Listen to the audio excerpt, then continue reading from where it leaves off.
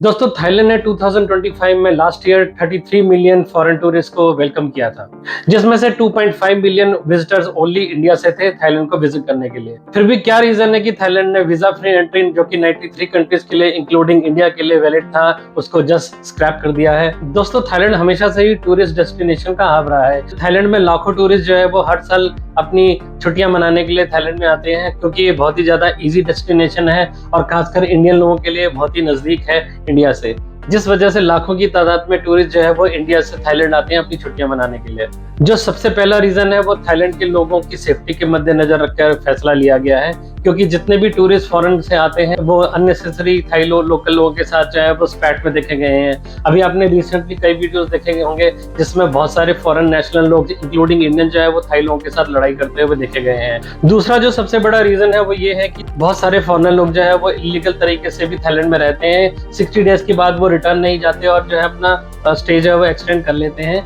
बहुत सारी illegal activities में और क्रिमिनल एक्टिविटीज में इंडल्ज होते हुए देखे गए हैं। लोग जो है वो इन रूल्स का जो है इन लीनियर रूल्स का फायदा, अननेसेसरी इलीगल फायदा उठा रहे हैं और बहुत सारी अननेसेसरी इलीगल एक्टिविटीज में इंडल्ज होते हुए देखे गए हैं। तो इन वीजा रूल्स के चेंजेस की वजह से एज एन इंडियन हमारे पास क्या ऑप्शन रहते हैं, आइए चलिए देखते हैं। ये 16 डेज के स्टे का वीजा फ्री रूल जो है वो इंडियंस के लिए भी बंद कर दिया गया है। इसका मतलब है इंडियन जो है वो रिवर्ट बैक करेंगे अपने पुराने रूल से, whereas an Indian we were eligible to get a visa on arrival. Visa on arrival जो है वो 15 डेज के लिए अलाउ करता है कि आप थाईलैंड में आकर के थाईलैंड के टूरिज्म को एंजॉय कर सकते हैं। इसमें आपको कुछ रिक्वायरमेंट्स को जो है वो मेट करना पड़ता है, जैसे कि पहली रिक्वायरमेंट है आपको फ्लाइट टिकट बुक करके आनी पड़ेगी, जो कि 15 डेज के लिए वैलिड होगी। इसका मतलब ये है कि जब आप एंटर करेंगे थाईलैंड में और थाईलैंड में एग्जिट के बीच में आपको 15 डेज ही अलाउड है थाईलैंड में रहना। उसके अलावा आपको होटल की बुकिंग जो है वो दिखानी पड़ेगी। 15 डेज अगर आप थाईलैंड में रहते हैं तो कौन से होटल में किस एड्रेस पे रहेंगे वो दिखाना पड़ेगा। और तीसरी चीज आपको सफिशिएंट फंड्स दिखाने पड़ेंगे,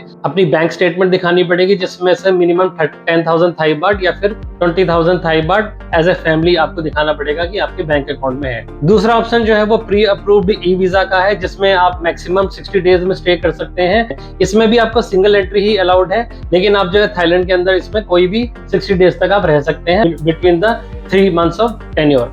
दोस्तों इस थाई गवर्नमेंट के डिसीजन को लेकर के आप लोगों का क्या सोचना है मुझे कमेंट सेक्शन में लिख करके बताएं।